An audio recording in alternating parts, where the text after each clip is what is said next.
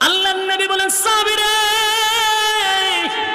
বল তোর গুনাহ কেমন গুনাহ করলি আমার কাছে বল। সাহাবী বলতে গিয়ে কান্না শুরু করে।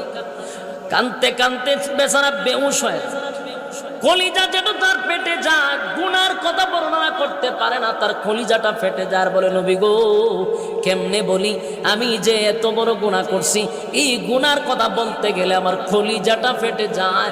আসমানের নিচে জমিনের উপরে আমার মতো গুনাহগার কেউ নাই গো নবী। এত বড় গুনাহ করছি, এত বড় গুনাহ করছি।